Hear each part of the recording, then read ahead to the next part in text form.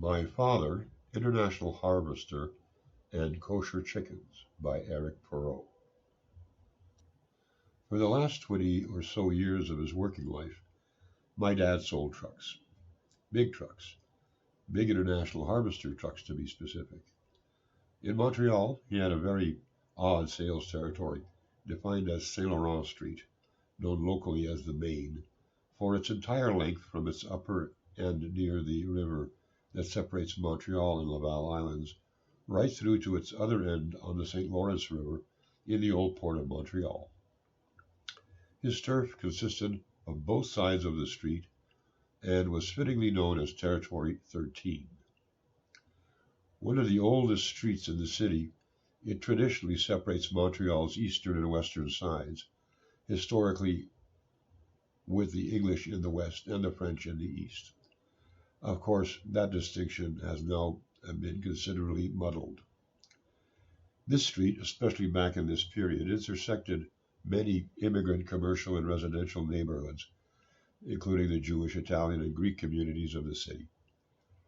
On this strip, some 7 miles or 11 kilometers long, one could find all manner of businesses, from ethnic restaurants of every description to tombstone carvers to kosher chicken butchers and discount clothing retailers.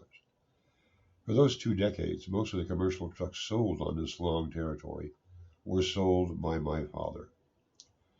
Now, the other salesmen at this regional International Harvester sales office, located in the north end of the city, had much different sales markets, such as entire municipalities with proper industrial and business parks, etc. They used to tease my pop, safely at a distance as he had a bit of a temper and an impressive physical presence, by saying he had the toughest and cheapest sales market on the island, filled with its kosher chicken abattoirs. Despite this, he made a decent living as these hard immigrant owners seemed to trust his stern, no-nonsense approach to selling them the various trucks they needed. But one fortuitous day, the whole game changed.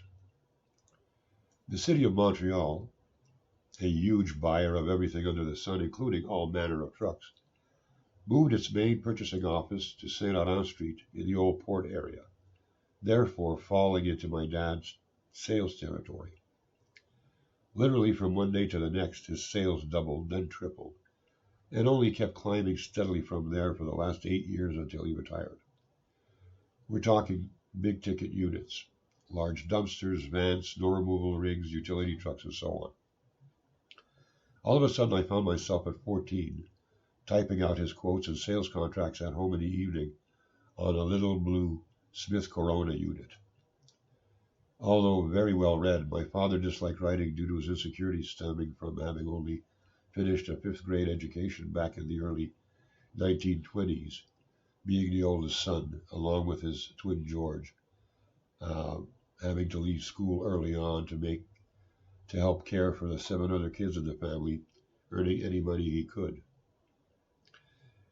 I typed so many of these quotes, and he paid so well, $10 per document, that I soon had enough for a brand new Honda ST70 mini bike for our outdoor adventures in the northern woods of Quebec.